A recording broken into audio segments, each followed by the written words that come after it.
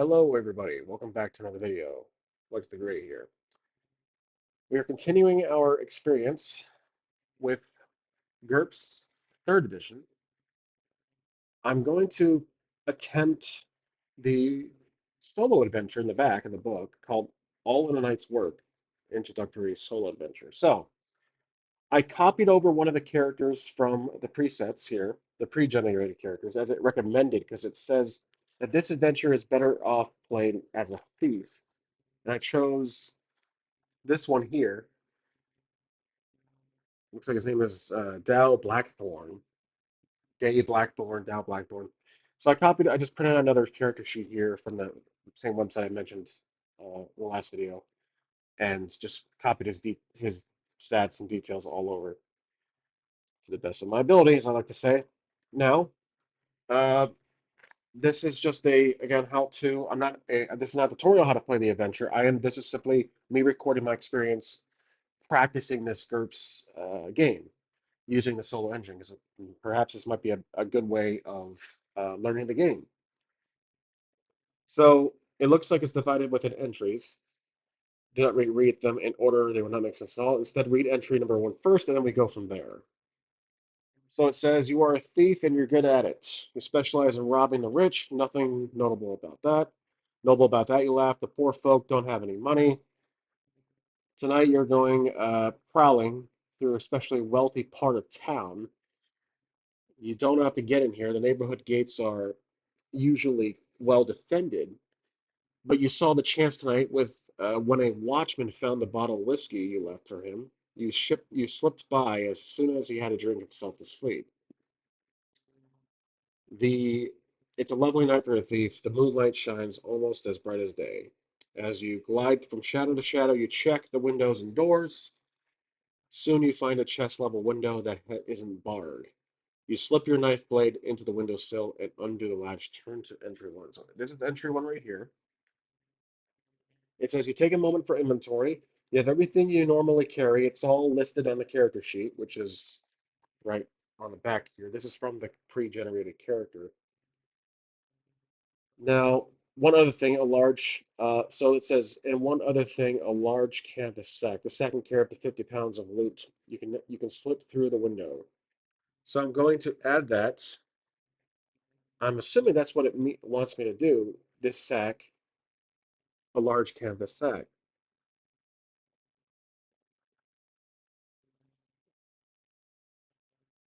It can hold 50 pounds. You know? So let's see. Now you slip through the window. Make a stealth roll as you come down. Check your character sheet to see if you have stealth skill, which I do. If you do, roll 3 dice. A result less than or equal to your skill means you succeeded. A roll higher than your skill means you failed.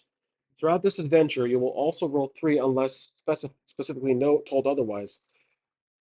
You'll always, oh, I see. Throughout this adventure, you will always roll three unless specifically told otherwise. It's part of the training, I'm guessing. All skill rolls, IQ rolls are made on 3 dice. Okay, so you always roll 3 dice. Let's see. Okay, first thing I thought it says you always roll three. Like, okay, so what am I learning if I won't fail occasionally? All right, so we're gonna roll 3 dice, and our skill for stealth is a 15. So we have a 5, 9, 11. So we're successful. If you do not have the stealth skill lesson sheet, make your default roll. This is your skill roll that shows your untrained ability. For stealth, the default is either DX minus 5 or your IQ minus 5, which is better. So if you have no stealth but an IQ of 12 and whatever DX 14, you pick the better one, 14.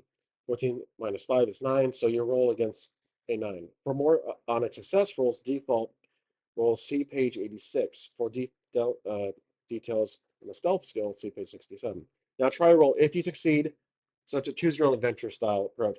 If you succeed, turn to 128, which we did. I think we did. 9, 10, 11.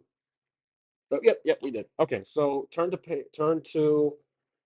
128, which is all the way back here. It says you are in the kitchen. A fire is dying in the fireplace. A heavy lidded iron pot sits in the embers. Something in that pot smells very good. There's a candle in the ornate candle holder on the table near the fireplace. If you want to search the kitchen, turn to 133, 183. If you want to open the pot, turn to 158. If you want to light the candle, turn to 3. If you want to go into the next room, turn to 111. If you want to leave the window and go home, turn to 27. So uh, let's do, let's search the kitchen, 183, which is all the way almost near the end here. So whoever owns this house seems to have plenty of money. The huge pots and kettles are here must have been very expensive. Unfortunately, they are too large to fit comfortably in your bag. If you want to look more closely, turn to 99. Okay, let's do that. Otherwise, I turn to 128. Let's do 99, which is back here. Back here. 99. Make a vision roll. Your basic roll is your IQ. Alertness and acute vision bonus will help here. If you make your roll, turn to 126. If not, turn to 28. Okay, so alertness. Make a vision roll. We don't have alertness. We have acute. We don't. Okay, so we have to roll against our IQ. Our IQ is 12. We need to roll 12 or less, which 9, 10, which we just did. If you make your roll, turn to 126, which is just over here. You spot a heavy 10-pound cast iron skillet under the counter with some other cookware. You may take it if you wish. Good cooking utensils are in demand, and in a pinch, you could use it as a weapon. If used offensively, it counts as a mace. Mace skill defaults to DX minus 5. It does swing plus 3 damage. You can also use it defensively as a small shield. Shield skill defaults to DX minus 4. But however you use it, you are an extra minus 2 your skill because it is heavy and clumsy. Uh, let's see. I might just take it as an item. Cast iron skillet on the counter. Let's just do that. Cast iron skillet. So we'll go back here. Cast iron skillet. 10 pounds. So 10-pound item. There we go. It says, let's see, where do we leave off here? 126. Return to 128 and choose again. Oh, right here. Okay, if you want to open the pot, light the candle, let's go to the next room, 111, which is all the way over, which is right back here. Okay, we have a little diagram, a little map here. You are at a little landing which leads into several areas, facing the stairs and going clockwise. There are stairs going up and to the left, a great hall, a kitchen, and pantry. Let's see. There's probably someone home, so we want to stay out of the bedroom if it's late. We're in the kitchen, we're at this landing, so we're just about here. If you want to check the pantry, we could check the pantry. The Great Hall might be in use, potentially. I want to say relating. Let's try the pantry. Pantry is going to be 159. So we have 159. You are in a pantry. There are shelves and shelves of goods here. Make a vision roll, IQ plus acute vision alertness if you have them. If you make your roll, turn them in 98. If you don't, you find nothing of value. You return to landing. All right, so make a roll. It's IQ, which is going to be 12 or less. Oh, 12, 13, 14. Yeah, we're way over that. So that's a fail. So that means if you don't find anything of value, turn back to 111. Shoot. Okay, that's all right. Okay, so we're back at the landing. Nothing in the pantry from what we couldn't find. Let's go in the Great Hall. That's 59. 59. Okay, 59 is a little more here. You are in the Great Hall. The ceiling here is 2 stories tall, with a fence in the caves to let air in and out. There's also a number of windows, all fairly high at the wall on the walls. All along the walls, a sofa with 3 pillows. There are also four statues, one against the wall. There are expensive-looking what do you call it? Tapestries upon the walls. Other furnitures, including low table, small bookshelf, bookcase, and a few hookahs. Okay. Finally, there are three doorways. One leads to a landing below a staircase. Another appears to lead into a bedroom. A third is closed, but looks solid, as though it is an exit from the house. Let's look into the landing below the stairs. That's we were already in 111, I thought. Yep, we were already there. So let's see. Let's examine this room, 171. 171. Let's see, all the way down here. What will you do if you want to examine the statues? Turn to 184. Okay, if you want to look at the pillows, 124. If you want to praise the tapestries, 51. Let's look at the tapestries, 51. 51 is going to be the page I just missed. There are five tapestries. Four of them are huge, but the fifth one looks like it might be portable. Turn to 36 if you'd like to try. Otherwise, go back to 171. Okay, 36, which is just the next page back. Ooh, okay, ooh, interesting. Um, the tapestry is either removed from the wall as you get ready to roll it up. You notice this unusual mark in the lower right-hand corner. Make your merchant roll at a +4. So if you don't have the skill, you're rolling IQ -1, a default of IQ -5, and a bonus of +4. Okay. If you succeed, turn to 120. If you fail, turn to 141 or 41. So if you're rolling at an IQ -1, do we have merchant skill? I don't think I do. Nope. So if you don't have you're rolling at an IQ -1, which would be 11, a default of IQ -5, and a bonus of +4. Okay, so it sums up what it is. IQ, so rolling at 11. Okay, we'll try to cut. We did, let's see, 5, 6, 7, 8. That is a success. Turn to 120.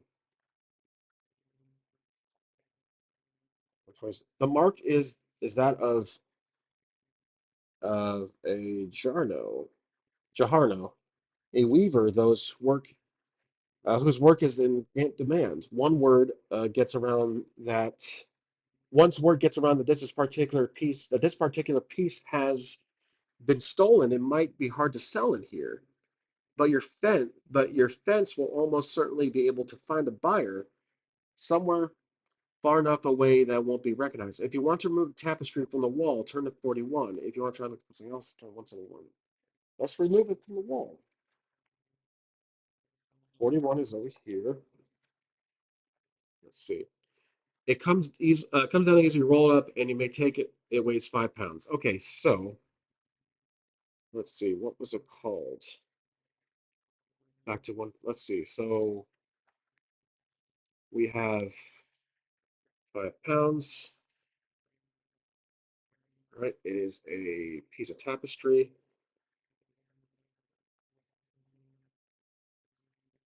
All right. Return back to 171. Whoops.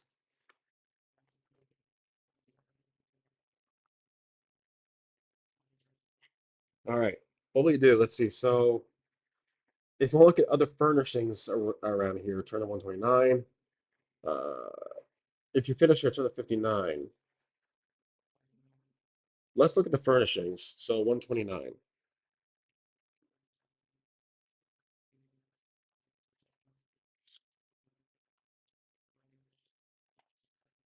So let's see. There's little in this room, just a low table with the tea service and three hookahs around it. The table's too big to consider stealing. The hookahs are ornate brass and weigh some 10 pounds each. The tea service looks very old and delicate. Let's go back to, let's try the hookahs. Turn to 66. So the hookahs have been heavily used. They are tarnished on the outside and heavy buildup from residue inside. To praise them further, make an IQ roll. If you fail, you didn't learn anything. You can take the hookahs if you wish. Go back to 129. Okay, so if you fail, make an IQ roll. So we're just straight up rolling at our IQ of 12 or less. That's be 4, 5, 6, 7, 8, 9, 10.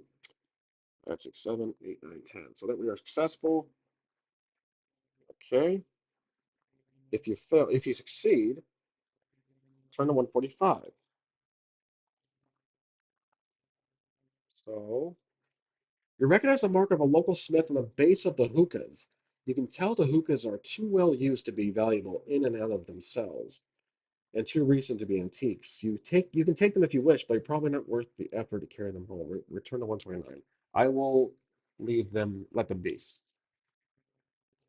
129. There's little in this room, just a low table. We already know that. If you look at the tea service, the praise the hookahs. Let's look at the tea service. Might as well cover most of the ground here. 130, 167. The tea service consists of four proclaim cups, porcelain cups, a porcelain teapot, and four silver spoons.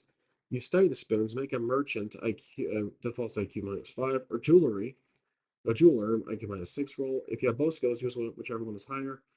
If you make a roll, the spoons turn one, the wise turn. Okay, so do we have either of these skills? We don't have merchant or jeweler. Nope. So we have to do a IQ check, which is going to be 12. If you have both of these skills, all right. So we're going to roll, I think, at a 12. Looks like that I did not get it, so that's a fail. All right, so otherwise turn to 119, which I did not get. You may take the spoons if you like. Now make a merchant roll as you study the china. If you make the roll, turn to 47. Default is, oh, the default, I gotta look at that. I failed anyways in the last one, so now I know. Merchant roll, okay. Default, whoops.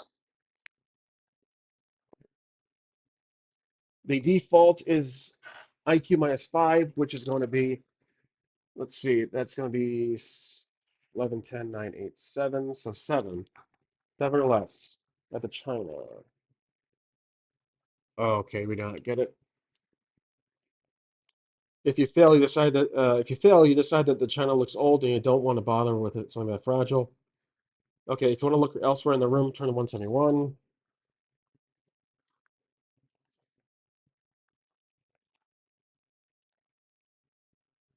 Okay, what will you do? If you want to examine the statues, turn to 184. Statues are too big. I'm gonna ignore those. Let's see. The pillows could be perhaps something. If you finish here, turn to 59. Let's just move out of here. Let's keep going. Don't want to hang around here too much. So 59. You are in the Great Hall. The ceiling. Okay, we already know all this. Let's see. If you want to go to the landing below the stairs, turn to 111. Let's see. Let's go in the bedroom. Let's see what happens there. If there's nobody in there, I'm surprised. 149. All right. You go through the doorway into the bedroom. You see a huge man, about 7 feet tall, with a day's growth of beard. He's asleep on a crude mattress, snoring loudly. He is wearing a loincloth and nothing else. On the floor next to him is a scimitar. Okay, 1 second. Okay, a scimitar or scimitar, whatever, however it's pronounced. Okay, so I see a picture here, but I want to skip ahead. But anyways, if you want to look for valuables, turn to 132. Try to steal the sword. Let's try to steal the sword. Attack. If you want to attack the guard, wait. If you want to leave the room. So let's try to steal the sword. 86. Let's take a risk on this one. I want to learn everything I can within the solo adventure. You tiptoe over the sword lying on the floor. You very gently take it by the grip and roll against dexterity. -6. Oh gosh. Dexterity -6. Picking the sword up silently is hard, and there is a -6 penalty on your attempt. Okay. Wow. I'm hoping to fail actually on this one. But let's see. So minus against your dexterity -6. So that would be a 9. Oh my gosh. We did a critical. 3. Holy crap. That is a success. So if you make the roll, turn to 100. I did not. Oh, darn, I was hoping to fail. I guess I could fail, but I just want to follow the dice here now. You managed to find a dark corner of the what? I just want to see what's going on. Did I make a mistake? I think I made a mistake. 1 second. I'm going to retrace my steps. I'm not sure what happened there, but I think I lost my spot. It says if you succeed, which we did, turn to 30. Okay, so we're going to 30. We grab the weapon, and now we're going to 30. You carefully lift the, yeah, okay. I think I might have just skipped over. You carefully lift the scimitar. Uh, it is very heavy, 5 pounds, but you manage to keep it from the scraping the floor. You now have a scimitar. A scimitar. More importantly, the guard does not have a scimitar. If you face the guard later, he will be armed only with his knife. He is brave and will attack you anyway. If you decide you want to try to use the scimitar, treat it as a broadsword. Let's see. If you don't have broadsword, the default is DX -5 or short sword, which we have short sword -2. Okay, so we now have this weapon. All right, add this to our inventory. Scimitar. This weapon is going to be 5 pounds, and it is going to be, let's see, if you don't have the sword, default is that. Okay, so I guess if we use it, it will give us specs to reference. If you want to search the room further, turn to 132. Let's search the room, because I really want to trigger a fight with this guy. We can attack the guard. 132. Is the guard guy the guard sleeping? Is that the one we're talking about here? 132. Let's go 132. Uh, keep searching the room. But let's push our luck. Make your IQ roll. If you succeed, turn to 179. If you fail, turn to 155. All right, IQ roll. So our IQ is 12. Q roll is 12, so we have a 8, 9. We succeed, which means turn to 179. Turn to 155. Okay, so we're bouncing around here. This is obviously not the wealthy man. If he has any valuable possessions other than the scimitar, you can't find them. Return to 149 to make another choice. Okay, 149 is up here. You go to the doorway into bed. Okay, we're in the bedroom. Let's attack the guard. 160. Attacking someone this size, even while he's asleep, is a risk. Is risky. If you are overconfident, which we are, that is the right that is right in character. Otherwise, he might, which we're doing. Overconfident. That's one of my disadvantages or quirks. If you want to kill the giant, you must have a weapon. Turn to 15. If you want to try and knock the giant out, let's kill the giant. Um, what is it within my character here? Overconfident, poor, danger sense. Let's try overconfident. Let's try and knock him out. Turn to 83. All right, 83 is quite a long one here. There's no safe way to knock someone out without hurting them. But a blow in the top of the head with a blunt instrument, if gauged properly, will usually have no permanent effects. You need something that does crushing damage. A club, a pair of brass knuckles, a frying pan, which we have. We have something similar to that.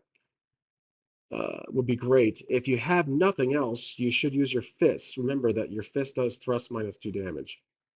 Pick your weapon and roll to hit your foe. A sleeping man is very easy to target, so roll but critical failure. A 17 or 18 will hit him squarely.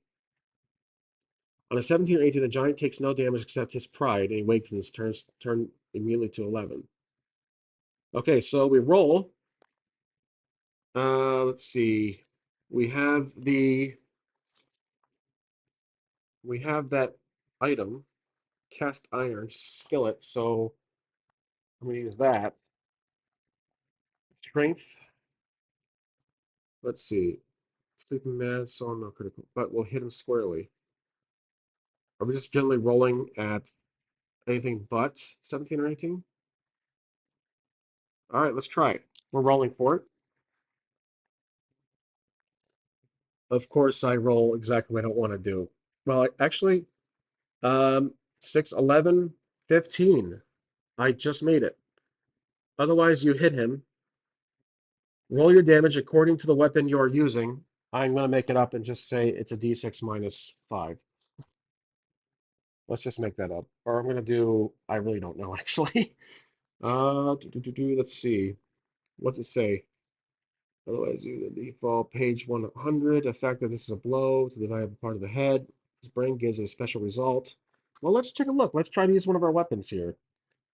Let's actually use a weapon. Let's try the small knife. We'll do 1d minus 5. I think I'm calculating that right. Let's see. Let's check the references here. Attributes. Basic weapon damage. Strength. So with our strength, we have. I'm going to use my small small knife. So my strength is 8. My small knife would be a, a cut, I think. So that's going to be damage of. Well, this was from the pre-generated character, so it's 1d5. Choosing weapons refer to the table. Basic damage you do with each type of weapon is determined by your strength. Okay. 1d thrust. Not a lot of damage. But it says here 1d minus 5. If I'm pale, it's 1d minus 4. I'll try 1d minus 4. So let's try it. 6. Okay, so 1d minus 4, that's 2 damage. Okay, so we deal 2 damage. Roll your damage according to the weapon you are using. The fact that this is a blow to the vulnerable part of the head, that is the brain, give it a special result as described by 202. Start by subtracting 2 from the damage you just rolled. There's a result, which is nothing. Oh, it's 0. Okay. Now multiply the remaining damage by 4. The result is over half of the victim's health. He is stunned. It's 0. You can't multiply. He is knocked out. The giant's it's 11. His original roll is 3. He'll be stunned. If the original is 4 to 7, he'll be knocked unconscious for long enough to let you loot the house. Okay. Original roll. So we're going to do that. Turn to 134. If the original did 8 or more damage, at least 6 points to skull, multiply by 4. On result 1 to 3, the giant is dead. On roll 146, he's only knocked out. Well, we did a 6, so that's what we did here on the original roll. We turned to 134. He's knocked out. I'm sure I'm doing that wrong, but I'm going with my gun on this one. 134. You may take this the scimitar if you like, which we do have. You search in the room, you find nothing else of value, whatever, whatsoever. Stepping over the motionless giant, you leave the room. For the rest of this adventure, you may ignore any references to the guard. Okay, so ignore the guard. You defeated him without a fight. Make a note. If you read an entry that tells you the guard is after you, turn to 111. Okay, so make a note here. All right, so if you read a note of guard, we'll start here. An entry that tells you the guard is after you. Let's see. If you read a note that of the guard is, let's see, tells you the guard is after you, turn to 111. Okay, just that's good to know. Okay, nothing else in this room. No, turn to 59.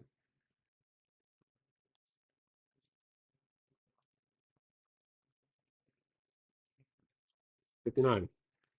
You are the Great Hall, the ceiling. Okay, we're back where we started, or we're back in the Great Hall. Let's try the solid looking door. Or we can go upstairs. Let's go upstairs. Landing 111, which we were just, oh yeah, well, that's the one page we told us to go to if we saw the guard. Let's go upstairs. Turn to 18. Okay. You're at the top of the flight of stairs. There's only one door here, right at the top of the stairs. If you want to check out the door, turn to 64. Okay. 64. Listening to at the door, you hear only snoring. Another person sleeping. If you want to open the door, turn to 110. Let's try it. 110. Okay. Oops, I'm going to draw on this. You are in the master bedroom. There is only one person here, a white-bearded, heavy-set man with loud silken pajamas. He is snoring loudly. Various statuettes and I don't know if I'm trying to pronounce that word, adjusts the arch, adorn the bedroom. There's a bell pull hanging from the ceiling beside the bed. If you want to look for something to steal, turn to 20. If you'd rather leave the way you came, turn to 18. If you have another clever idea you want to try, make an IQ roll. Oh, okay, let's try that. IQ roll. All right, let's see, get my other close there. IQ of 12 or less. 12, 14, which we can't do. Okay, so if you rather make your way came in, if you look for something to steal, turn to 20. We'll just do that. We're overconfident, so we're really, really looking around this place. You look around for a few minutes and give one or two of the statues a test heft, but you don't find anything that looks both valuable or portable. As you search, you hear the fat man groan and mutter. You freeze, and he soon is snoring again. Oh, if you want to take time for a careful search, turn to 43. Gotta leave the room. Let's turn to 43. Make a vision roll. Okay. Roll against your IQ if you have alertness or arcane acute vision. We have acute hearing,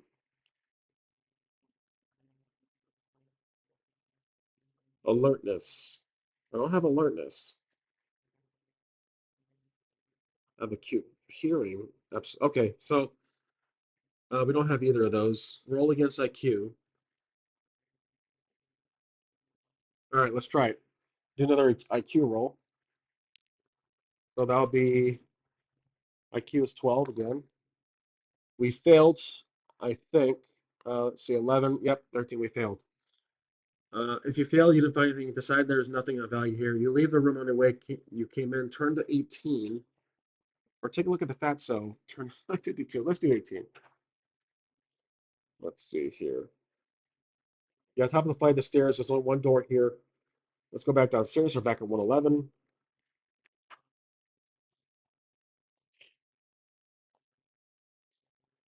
Go back here. We'll check the pantry, which we did. Check the kitchen, which we did.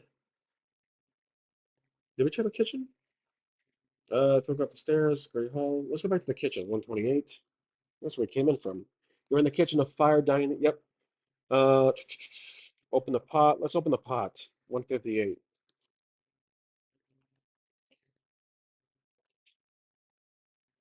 You search for the lid of the pot. Roll three dice against your IQ. Okay. If you succeed, you remember to cover your hand with a towel. That's right. If you fail, you forgot. Okay. So our IQ is 12. I'm using the cup for this one. Oh my gosh, you gotta be kidding me. 12, 17. That's a fail. Gosh darn it. Okay. If you fail, you forgot. Turn to 92. So that means I scream and I wake one of the guys up. All right, this is getting interesting. Oops, you should have known that pot was going to be hot. Now try dexterity roll -2 to see if you avoided being burnt. Okay. Dexterity roll -2. So that's a 13. Let's see, 5, 6. It is. Okay. Uh, now try dexterity roll. If you made a roll, turn to 168.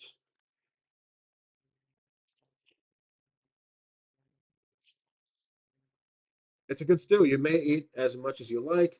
In fact, you may end up eating more than you should if you have disadvantage of gluttony, which I don't. Nope, I don't. Okay. Make an IQ roll. Anything over 13 automatically fails. Turn to one setting if you fail. Otherwise, keep reading. If you are fatigued, which we're not, eating some stew will reduce your fatigue by one. Okay, we're not. When you're finished, turn to 128 if you want to look around the kitchen some more. 111 if you want to leave the kitchen. Let's leave the kitchen. Mm, we're back here. 111 seems to be the like the home spot. Let's see. Upstairs, kitchen, pantry. Actually, let's see who that guy was upstairs. Let's go back upstairs. Turn to 18.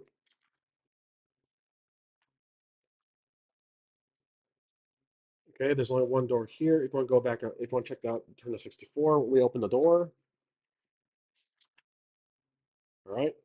Listening at the door, there's one. Yep, the same guy. If you want to go back down, open the door 110. The master bedroom. Let's see. If you want to look for something, if you want to rather leave what you came, cover idea. If you fail, let's see. There's a belt pull. Let's do the IQ roll again. Let's replay that. If you have another clever idea, we'll try. If you fail, choose between searching and leaving. Well, actually, I think the search was where we able to. Let's see what that IQ roll does. It's IQ against 12. Okay, which I got for 5. If you succeed, turn to 2. Okay. This is like a hidden gem. This is the second option. All right, what do you got? If your clever idea involved cutting the bell rope, you may attempt to do so as long as you have a knife or a sword. I have a knife. Yep, I have a small knife. If you want to do this, turn to 6. Otherwise, return to 110. If you found something else, sorry about that. If you are playing the game master, tell them the idea and see if you want to try. May attempt to cut the bell rope. Turn to 6. All right, we're gonna turn to 6. Carefully, you reach the bell rope, gathering part of it in a loop in the hope of cutting it without accidentally pulling it. Roll versus dexterity +3. In other words, for this attempt only, your dexterity is considered to be 3 higher than normal. Cutting the rope is not very difficult. Okay, so dexterity higher, +3. That gives us 15, 16, 17, 18. Okay, so we can still fail though.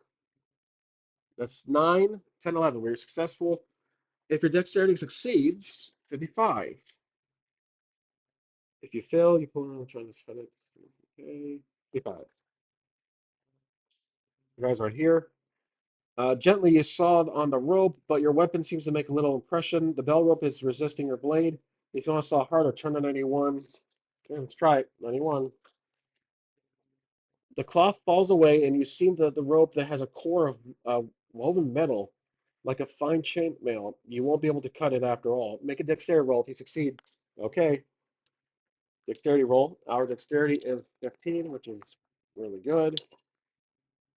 4, 5, 6. Okay. If you succeed, turn to 110. You're in the master bedroom. There is only one person in here. White. Okay, so we're back where we started in this room. Let's see. We can't cut that thing. So if you want to leave, you can. If you let's see, searching. I think let's search. Chain. Turn to 20. Let's go back to 20. You look around for a few minutes, but get one or two. Can't find anything. As you search, you hear the fat. Yeah. If you want to take time to look carefully, search. Turn to 43. If you rather. So yeah, I'm trying to fall back on where we were before. Make a vision roll. Let's see. The vision roll of your IQ. Failing to find anything inside, then there's nothing of value here. You can leave the room. All right, let's just. We did. I think we did the visual already. Let's try it again. IQ, which is 12, 8, 10. Oh, thank goodness. 10. So turn to 28. Roll one die. On a roll 1 through 4, turn to 17. Interesting. Okay. 4. Okay, turn to 17. Well, the statues seem worthless, but you look at one last one just in case, and it turns out to be hollow. Inside is another amulet of a chain. The amulet chain look like they're solid gold. They weigh little but are finely made. You may take them if you wish. If you want to go over the bed and investigate Fatso himself. Okay, we'll take the amulet. So, let's see. Amulet on chain. Turn to 52. Let's see who this big guy is. He's Fatso's wearing a number of rings and bracelets, but they are pressed so tightly into his flesh you wouldn't be able to remove it them without taking off his fingers, but which is not a good idea. As you check him out, he rolls over and groans loudly. You jump, but he's still asleep. Don't look further. Turn to 180 if you want to leave the room. Let's keep going. Let's see who he is. 180. I'm sure we'll run it. We'll have to fight him or something. As you complete your your parasol, you know something unusual. A gold key on a silken cord around the fat man's neck. If you want to try to remove the key, turn to 108. We're going to try to remove the key.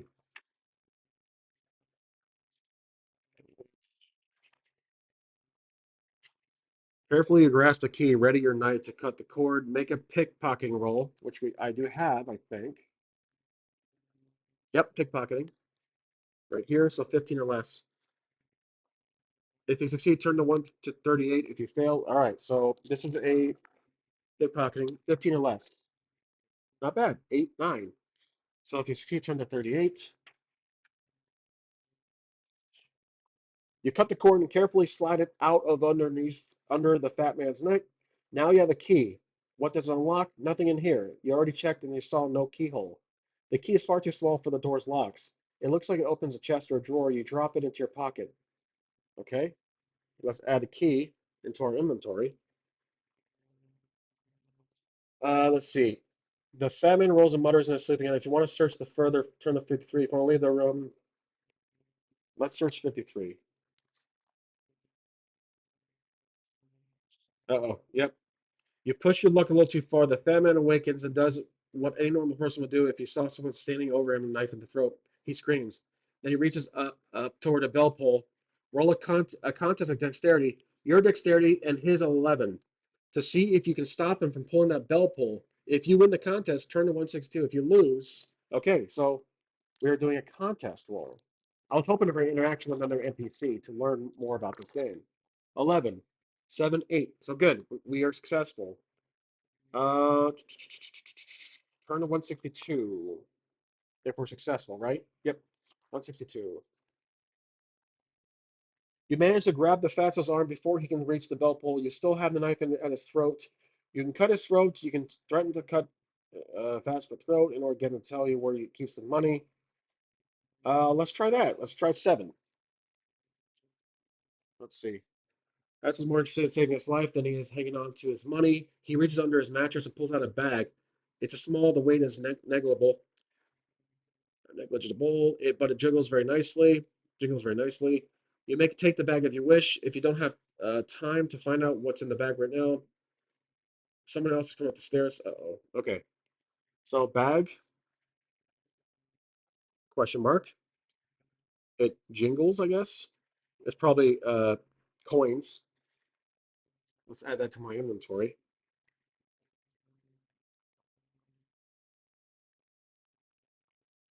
Jingles. Let's see here. Time to find out what's the bag. Right. If you want to pull the bell pull, turn to 878. If you want to wait and see who enters the bedroom, use 49.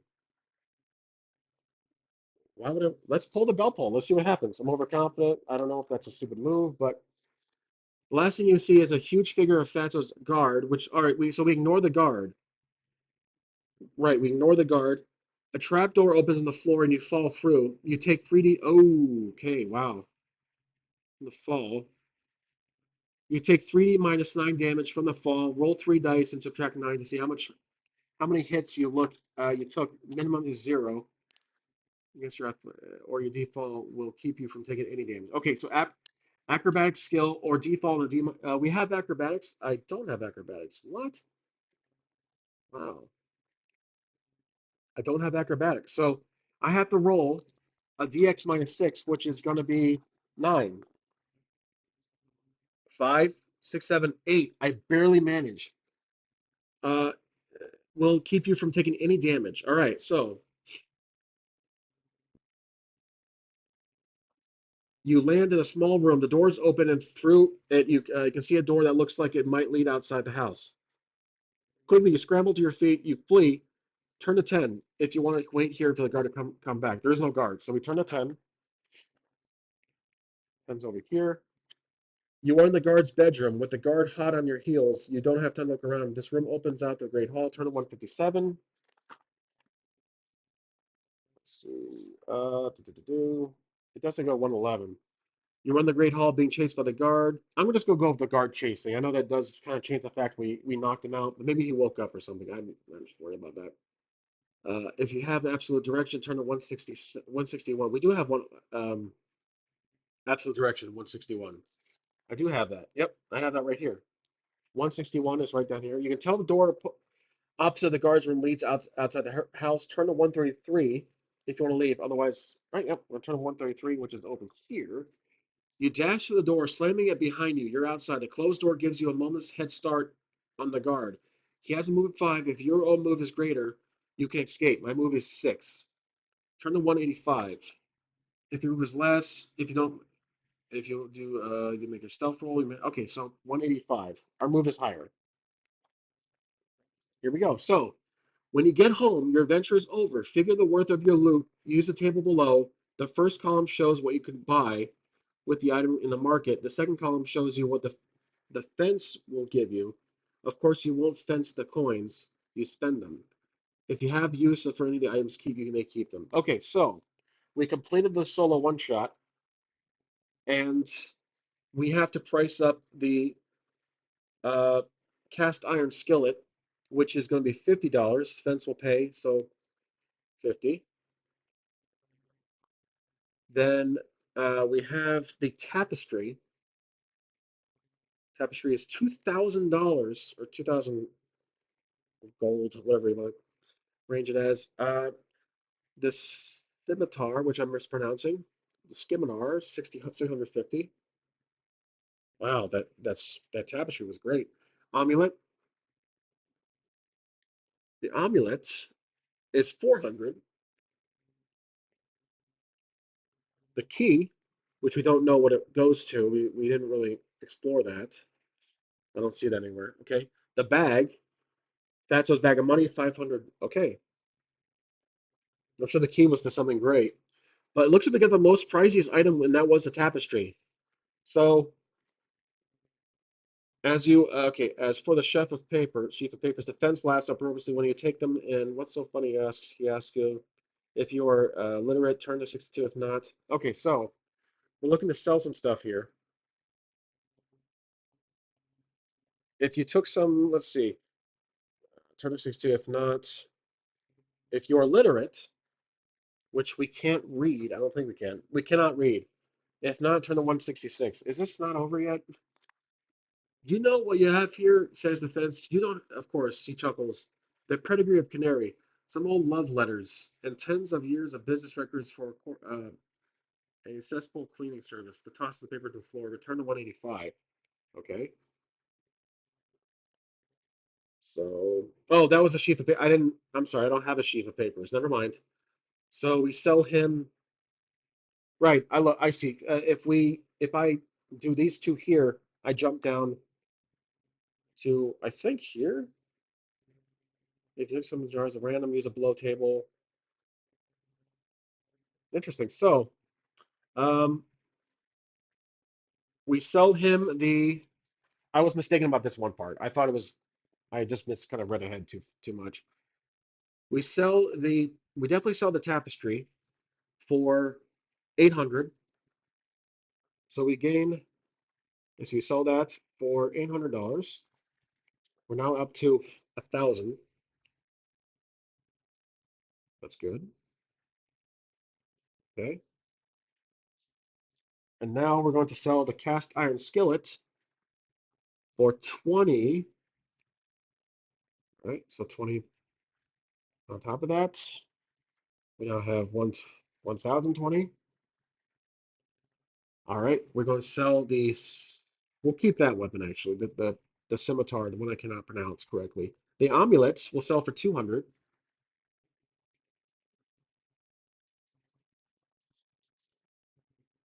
So that gives us 1220.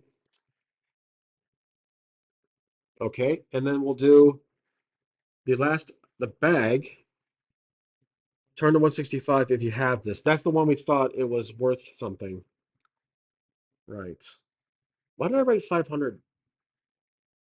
Did I misread that? Bag of gems? Oh, no, wait. Fastest bag of money. Yep, that's ours. We keep that. 500. So, okay. We add that to our inventory then. We've added both these to our inventory, I think. Let's see here what we got. We'll do a full calculation here. So 500, that's going to be 1150, 1160, 1180, 11, let's see, this one here, 11, that's 1220, 1240. Then we have 1270, 1290, 1230. So we have 1230, then these two right here. So 1230. Then we have that's going to be 1730, this one. And then the other one, let's see, 6 plus 7, that's looking at 13, so we're at 2350. And then we have 23, I think. 2350, 678, 2380. 2380. All right, we have a lot of goods. All right, so experience. You will earn one character point for just for surviving. All right, so character points. Let's see. One. I think they go here, right? Unused, unspent points. Okay. I guessing that's how you advance your character. Plus 1 point for every 1,000 value of loot you stole, 3 points max, and plus 1 point if you fought the guard, which we kind of did. We didn't kill anybody, so 1 point for every 1,000. And we have 2,000, so it's two. So we'll do little dashes here. Two. 1 point for the guard if you fought the guard, which we did. That's four. Lose 2 points for every person you killed. You're a thief, not a murderer. We didn't do that. However, your score for the adventure cannot go below zero. Okay, so we have 4 points for this character if I ever want to use him again in the future. Again, he's just one of the default characters. Four. Okay, well, I think that's it. Yep, so we have concluded the All in a Night's Work solo adventure that's in the back of GURPS 3 third edition book. Now, I still don't know a lot about the game, but I feel like I learned a little bit. But this was interesting, kind of straightforward. Well, kind of choose your own adventure game, in essence. But I hope you guys enjoyed. And more, I'm really liking this GURPS game. I think I'm going to go out and see what other kind of settings I can buy. But that's really it for the video. So, as always, thanks for watching, and I hope you enjoyed this edition of GURPS.